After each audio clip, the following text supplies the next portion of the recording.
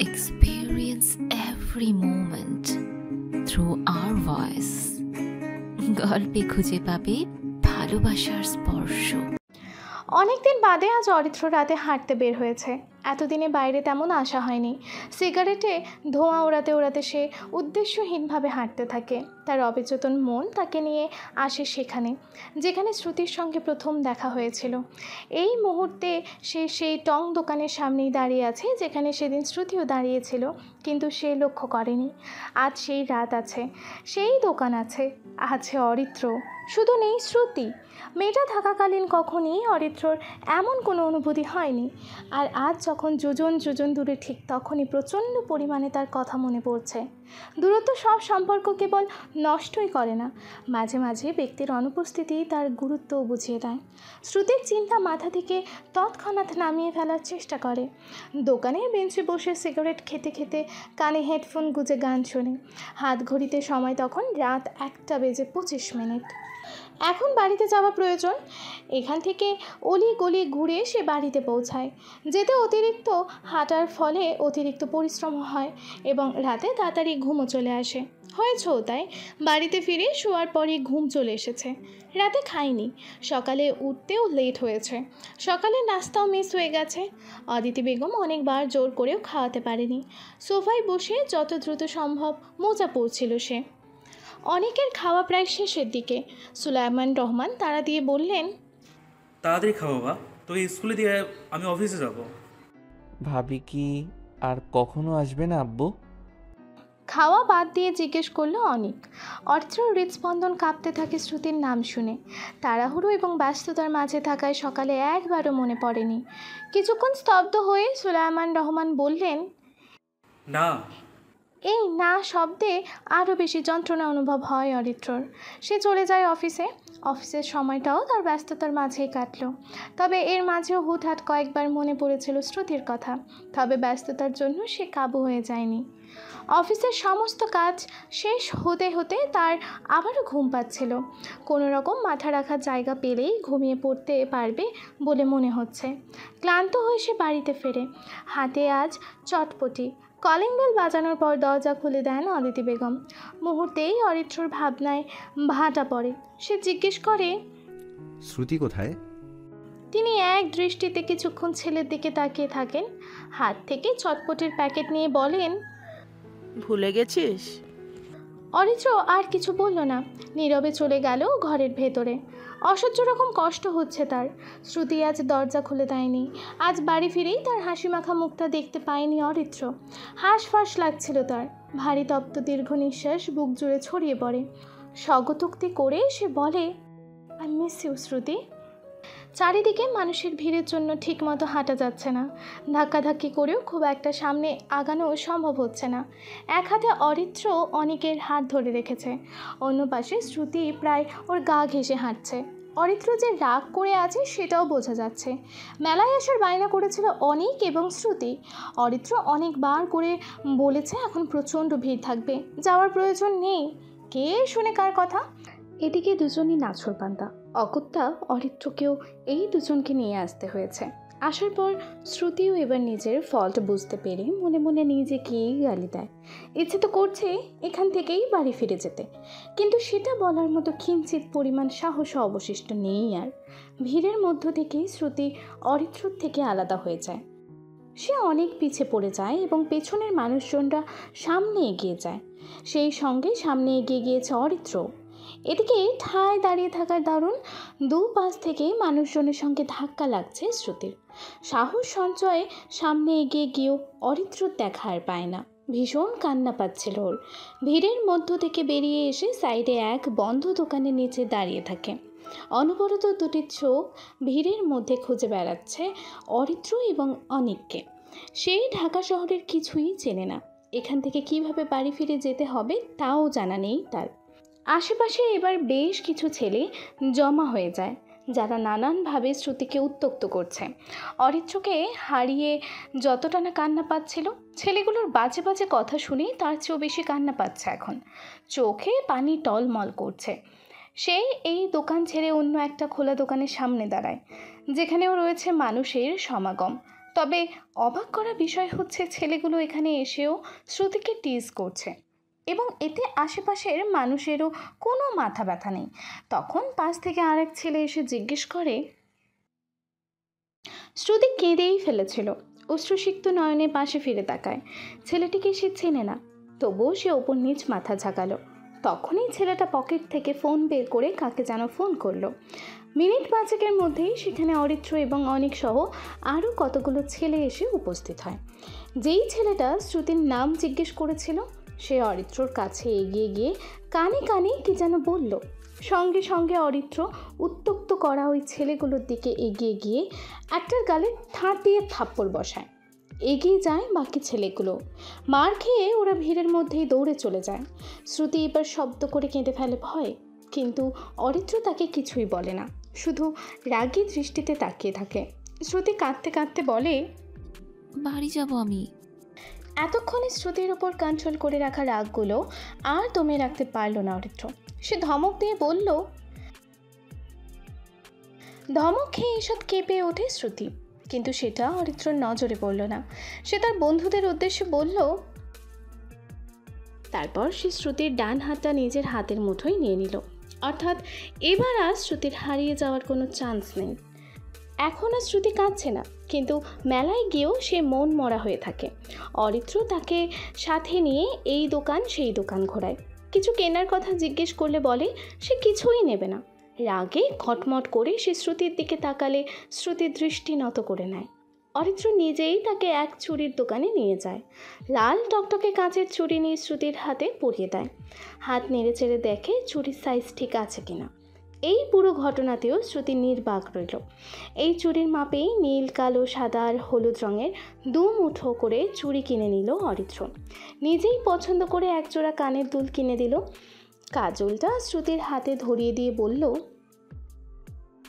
আরও টুকটাক জিনিস কেনাকাটা করে ওরা দোকান থেকে বেরিয়ে আসে।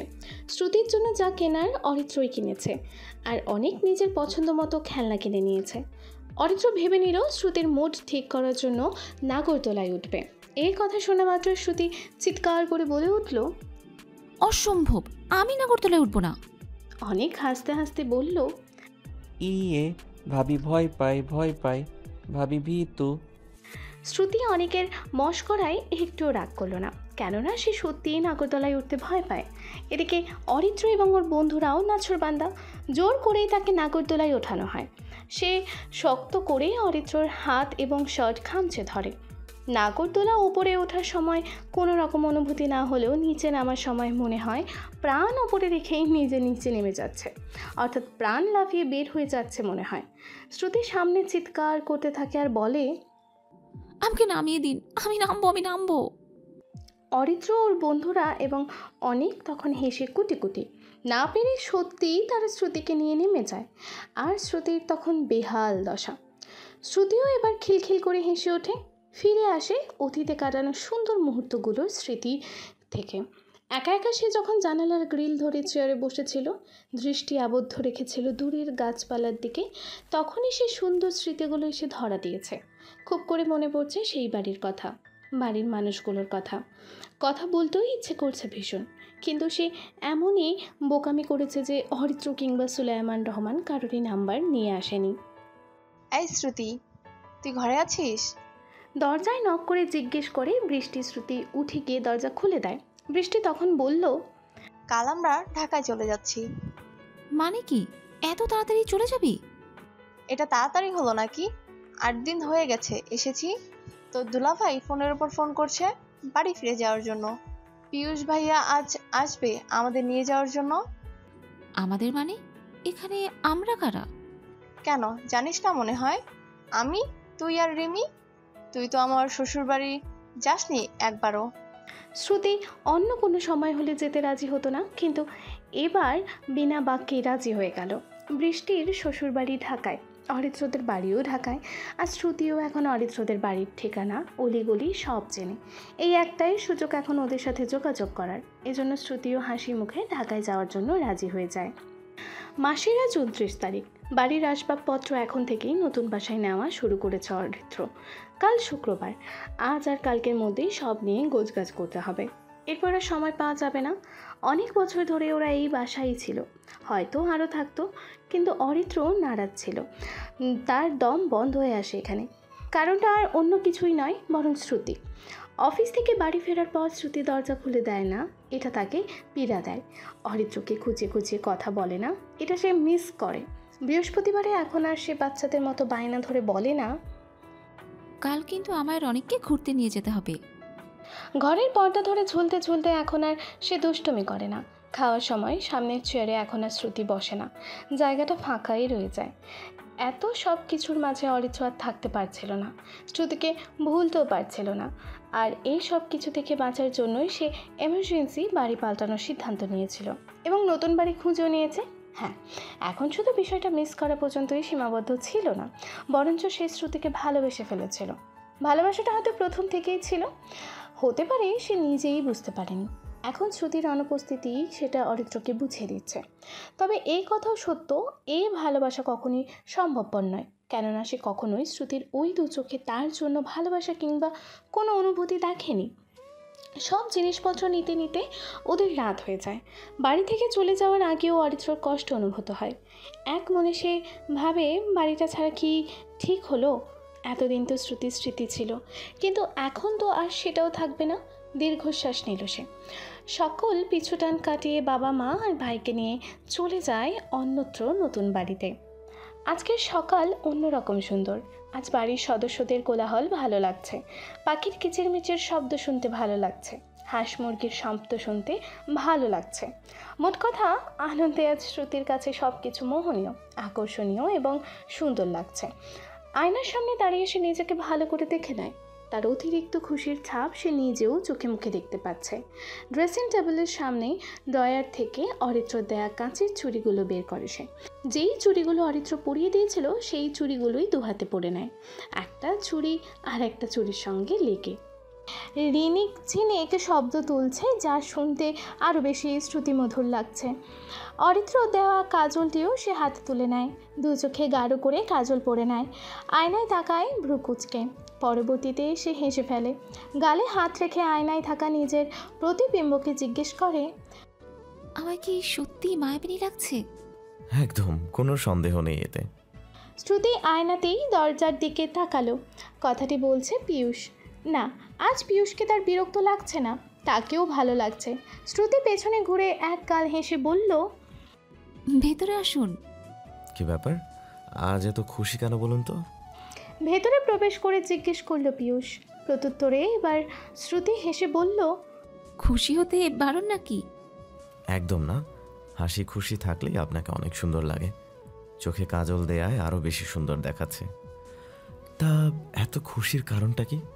হবু শ্বশুরবাড়ি যাচ্ছেন বলে? শ্রুতি প্রথমে ভ্রু কুঁচকে তাকায়, পরক্ষণেই আবার হেসে ফেলে, কারণ সে জানে পিয়ুষের সাথে তার সম্পর্ক দুষ্টুমি করার। সেহেতু পিয়ুষ দুষ্টুমি করেই এ কথা বলেছে বলে ভেবে নেয়, অথচ তার জানাও নেই পিয়ুষের এ কথাই সত্যি হতে চলেছে। ওদিকে অধীর আগ্রহে অপেক্ষা করছে পিয়ুষের বাবা মা এবং বোন শ্রুতিকে সামনে থেকে দেখার জন্য। সকালের নাস্তাও শ্রুতি খুশির কারণে খেতে পারল না, আনন্দেই তার পেট ভরে যাচ্ছে। তবুও মামা মামির বকুনির জন্য অল্প কিছু খেয়ে নেয়। এরপর ব্যাগপত্র নিয়ে গাড়িতে উঠে বসে। সামনে ড্রাইভার এবং পিয়ুষ বসেছে, পেছনে বসেছে বৃষ্টি, রিমি আর শ্রুতি। সে সিটের সাথে চোখ বন্ধ করে হেলান দিয়ে বসে, মনে মনে হাসে। দেখা হবে আজ সেই কাঙ্ক্ষিত মানুষগুলোর সাথে, অথচ যার অথবা যাদের জন্য শ্রুতির এই আনন্দের ধারা, সেই ধারায় যে সেখানে নেই সেটা এই মেয়ের জানাও নেই। আনন্দের উচ্ছ্বাস যার মনের কোণে কিরণ ছড়াচ্ছে, কিছুক্ষণ পরেই যে অন্ধকারের ঘনঘাটা তার সর্বমনে বিষাদের বীজ বুনতে যাচ্ছে তা সে আন্দাজও করতে পারছে না। পুরোটা পথ শ্রুতির আনন্দে কেটেছে। এতদিন বাদে আবারও সবার সাথে দেখা হবে, সেই খুশিতেই সে আত্মহারা। বৃষ্টি শ্বশুরবাড়ি আসার পর হরেক রকম আয়োজন দেখা যায়। ওর শ্বশুর শাশুড়িও ভীষণ মিশুক, তবু শ্রুতির অস্বস্তি অনুভূত হচ্ছিল, কেননা রুমকির মতো সেও তো বিয়ের আসর থেকে পালিয়েছিল। মনের ভেতর ভয় জন্মাচ্ছিল যদি পেছনের কথাগুলো তুলে আনে, কিন্তু এমন কিছুই হয়নি। তাদের কথাবার্তা কিংবা আচরণে বোঝার উপায়ও নেই যে অতীতে এমন কিছু ঘটেছিল।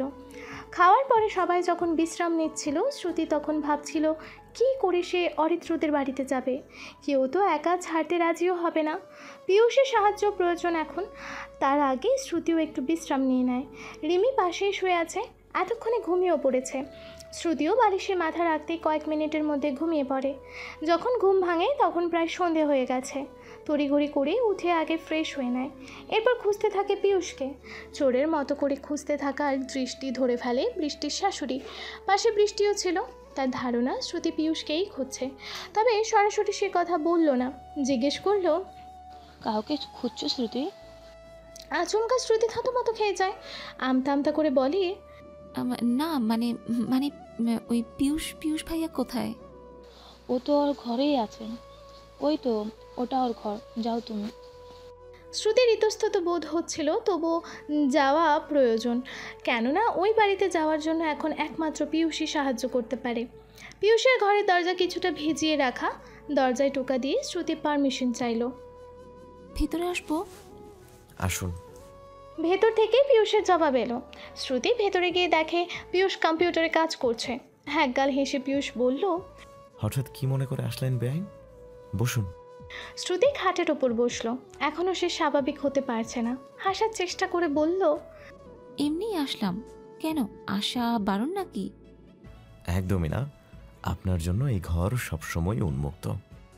শ্রুতি মৃদু হাসলো, বলল, এসেছি একটা কথা বলতেই। পিয়ুষ এবার চেয়ার সহ নিজেও শ্রুতির দিকে ঘুরে বসলো। হেসে বলল, তা আমিও জানি, নয়তো আপনার দর্শন পাওয়া যে এত সহজ নয় সেটা তো আমার অজানা নয়। প্রত্যুত্তরে এবারে শ্রুতি হাসি প্রদান করে বলল, একটা জায়গায় যাব, নিয়ে যাবেন? আবার পালানোর মতলব আছে নাকি? পালালে আপনাকে সাথে নেব কেন? কে জানে, আমাকে নিয়েও পালাতে পারেন। আপনার মাথা, বলুন না, নিয়ে যাবেন নাকি? অবশ্যই নিয়ে যাব। কোথায় আর কবে যাবেন সেটা বলুন।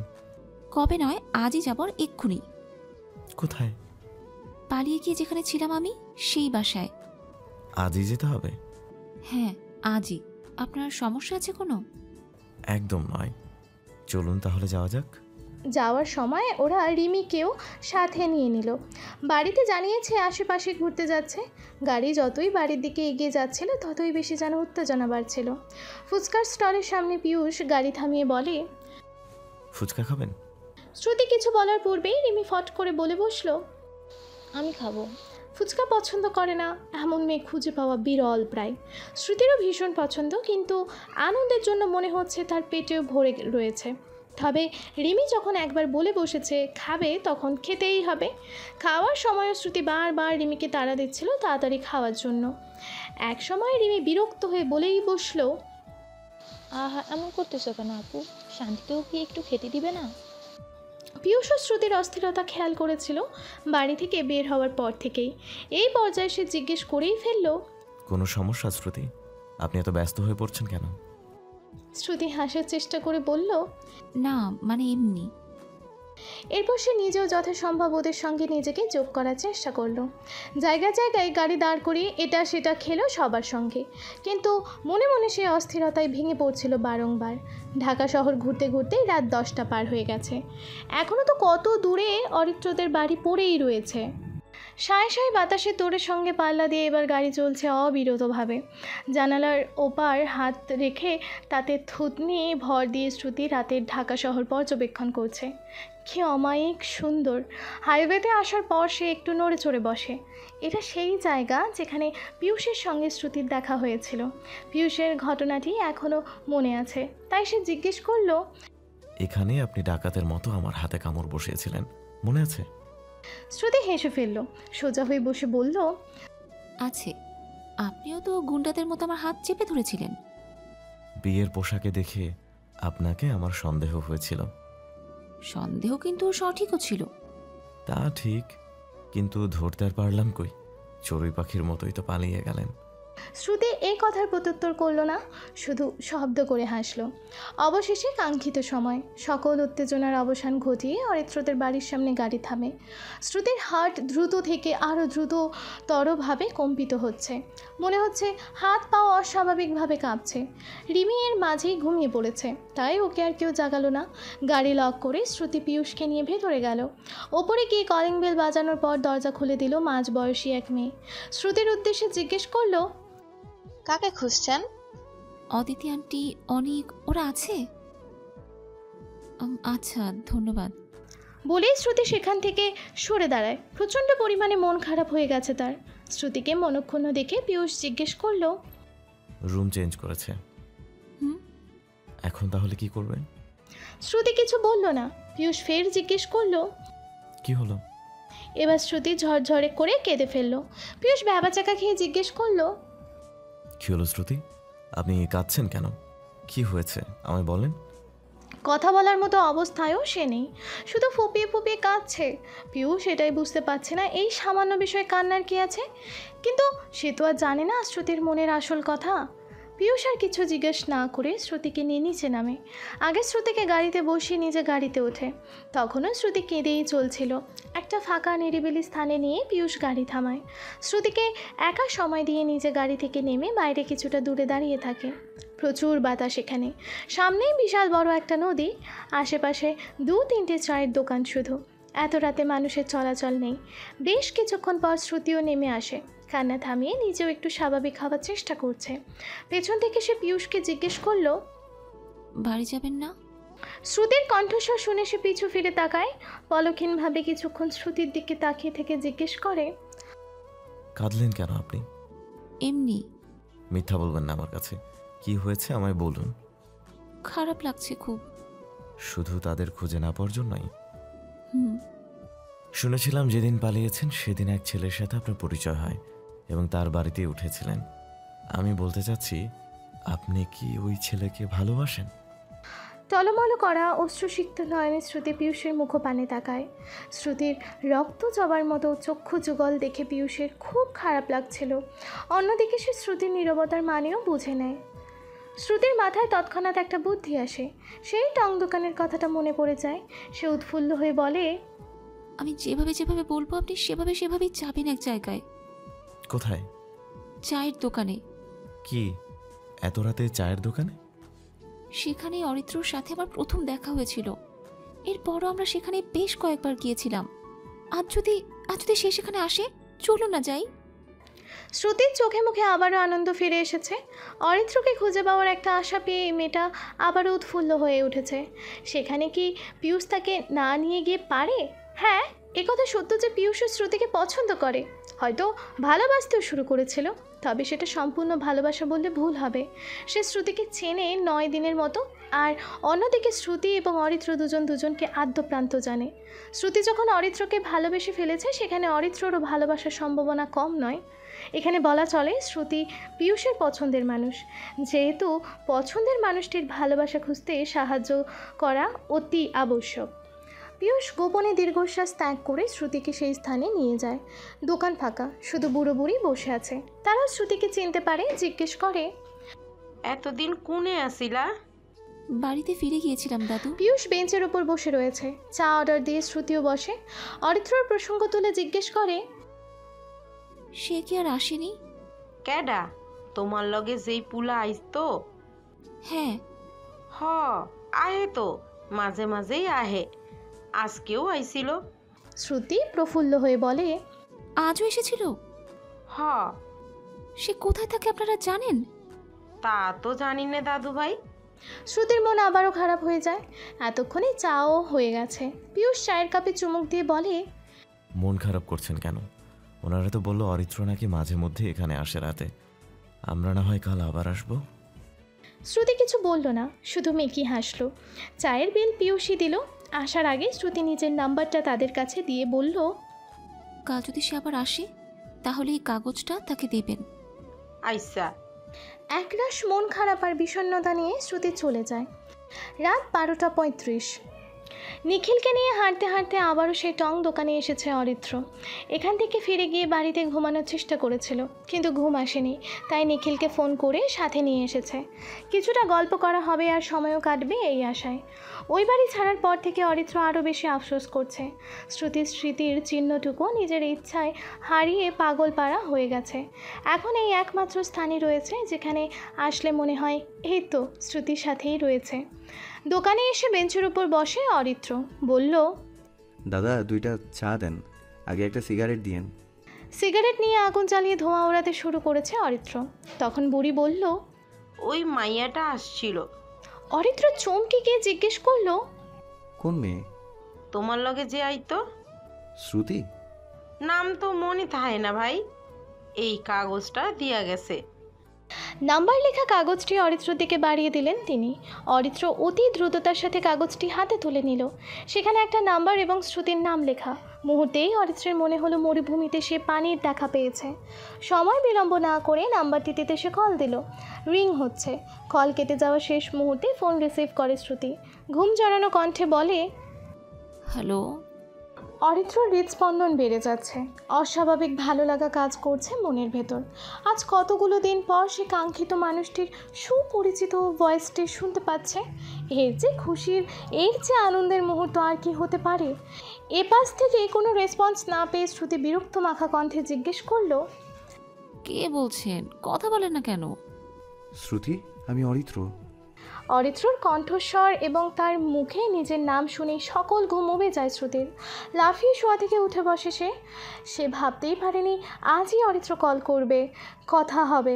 অবিশ্বাস্য ভঙ্গিতে সে বলল, আপনি সত্যিই ফোন করেছেন? আমার আমার বিশ্বাসই হচ্ছে না। বিশ্বাস তো আমারও হচ্ছে না, অনেক কিছু। আপনি এখানে কিভাবে? সে অনেক কাহিনী। কোথায় আছেন এখন? ঢাকাতেই। ঠিকানা দিন, আমি এখনই আসবো। এবারে শ্রুতি অভিমানী স্বরে বলল, কেন আসবেন? হ্যাঁ, আসার দরকার নেই তো। খুঁজে যেন না পাই এজন্য তো বাড়িও পাল্টিয়ে ফেলেছেন, তাই না? এখন তাহলে কেন আসবেন? আপনি বাড়িতেও গিয়েছিলেন? জি হ্যাঁ। প্লিজ ঠিকানাটা দিন।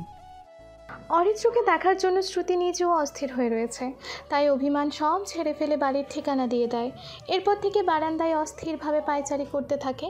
কিছুক্ষণ বারান্দায় পায়চারি করে, কিছুক্ষণ রুমে, আবার কিছুক্ষণ ড্রয়িং রুমে হাঁটাহাঁটি করার সময় বৃষ্টি চলে আসে। রান্নাঘরে যাচ্ছিল পানি আনতে। ঘুম ঘুম দৃষ্টিতে শ্রুতিকে এখানে দেখে জিজ্ঞেস করে, কি রে, এইভাবে হাঁটছিস কেন এখানে?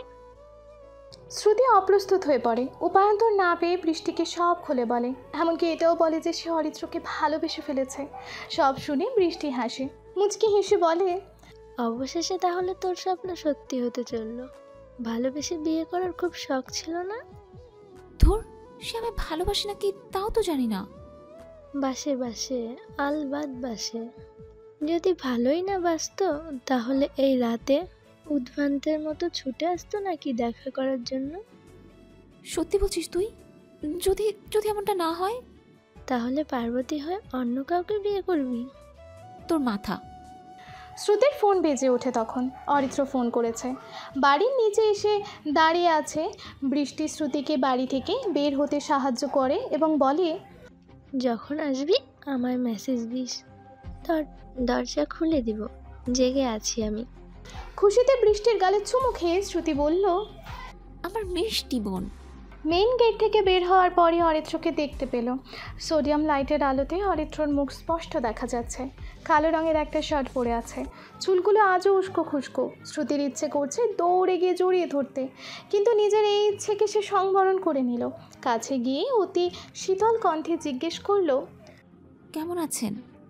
ভালো আছি, তুমি কেমন আছো? তুমি। এই প্রথম অরিত্র শ্রুতিকে তুমি বলে সম্বোধন করলো। শ্রুতির অনেক বেশি আনন্দ লাগছিল। সে বলল, আলহামদুলিল্লাহ, ভালো আছি। সামনে হাঁটি। শ্রুতি মাথা নাড়িয়ে সায় দিল। পাশাপাশি দুজনে হাঁটছে। দুজনেই নীরব। অরিত্র নিজেই বলল, একটা কথা বলবো? হ্যাঁ। রাগ করবে না তো? না। কিভাবে বলবো বুঝতে পারছি না। অরিত্র দাঁড়িয়ে পড়ে। তাই শ্রুতিও দাঁড়িয়ে যায়। লজ্জায় তাকাতেও পারছে না। অথচ আগে কখনো অরিত্রর সামনে লজ্জা লাগেনি তার। শ্রুতি, তুমি যখন আশেপাশে ছিলে, কাছে ছিলে, আমি ঘুমাক্ষরেও টের পাইনি যে আমি তোমায় ভালোবাসি। যেদিন তোমায় গ্রামে রেখে আসলাম সেদিন ফিরে আসার পথেই বুকে মোচড় দিয়ে ওঠে। বারবার মনে হচ্ছিল পাশের সিটে তুমি আছো। তোমার অনুপস্থিতি আমায় জানিয়ে দিয়েছিল আমি তোমায় কতটা ভালোবাসি। আমার জানা নেই তুমি আমায় ভালোবাসো কি না, কখনো হয়তো বলতামও না। তবে আজ তোমায় সামনে পেয়ে অনুভূতিগুলো প্রকাশ না করেও থাকতে পারলাম না। আমাদের আর্থিক অবস্থাও তোমাদের তুলনায় ভালো নয়। তোমার পরিবার হয়তো মানবে না, তুমি নিজেও হয়তো চাইবে না এমন পরিবারে আসতে। তবুও সব কিছু জানা সত্ত্বেও আমি আমার মনের কথাগুলো আজ তোমায় জানিয়ে দিলাম। একদমই কথাগুলো বলল অরিত্র। শ্রুতি মনোযোগ দিয়ে প্রতিটা কথা শুনছিল। এবার সে বলল, আমার নিজের পরিবার বলতে মামা মামি আছে, বাবা মা কেউ নেই। বাবার সম্পত্তিও আমার নামে নেই, কারণ সে তার দ্বিতীয় স্ত্রী এবং সন্তানদের নিয়ে আলাদা থাকে। এই সত্যিটা আপনার অজানা ছিল। সেহেতু আমার নিজের বলতে কোনো সম্পত্তিও নেই। যা আছে সব মামা মামির। বাবা মায়ের থেকে যতটা না ভালোবাসা পেয়েছি, তার চেয়েও অনেক বেশি ভালোবাসা পেয়েছি তাদের থেকে। আপনার পরিবারের মতো খুব কম সংখ্যক পরিবারই দেখেছি আমি। আপনার মাকে পেয়ে মনে হয়েছিল উনি আদর্শ মা। আপনার বাবাকে পেয়ে আমি পেয়েছিলাম বাবার স্নেহ। এখন এই সব কিছুর পর যদি বলি আমিও আপনাকে ভালোবাসি, তবে কি আপনি আমায় ফিরিয়ে দেবেন? অরিত্র অবাক হয়ে তাকিয়ে রয়েছে। এই মুহূর্তে তার কথা বলার শক্তিও লোপ পেয়েছে। তবে সে খুঁজে পেয়েছে নিজস্ব ভালোবাসা। সে ভালোবাসে শ্রুতিকে, অনেক বেশি ভালোবাসে। সে বলল, তোমার হাতটা একবার ধরতে পারি? শ্রুতি হাত বাড়িয়ে দিল। হাতটি মুঠোবন্দি করে নিল অরিত্র। হাতের দিকে কিছুক্ষণ দৃষ্টি নিবদ্ধ রেখে শ্রুতির চোখের দিকে তাকিয়ে বলল, এই যে হাত ধরেছি, মৃত্যুর আগ পর্যন্ত আর ছাড়বো না। আমার শ্রুতিকে আমি ভালোবেসে আগলে রাখবো সারা জীবন। তুমি শুধু ভালোবেসে যেও। শ্রুতি চোখে পানি চিকচিক করছে, ঠোঁট কামড়ে ধরে বলল, জড়িয়ে ধরবো? অরিত্র দুহাত প্রসারিত করে দাঁড়ালো। তৃষ্ণার্থ পাখির ন্যায় শ্রুতি ঝাঁপিয়ে পড়ে অরিত্রর বুকে। দু হাতে আবদ্ধ করে নেয় অরিত্র। কানের কাছে ফিসফিস করে বলে, এক দ্বীপ প্রহরের রাত্রিতে তোমায় প্রথম দেখেছিলাম, আরেক দ্বীপ প্রহরে তোমায় ভালোবাসার সঙ্গী করে নিলাম।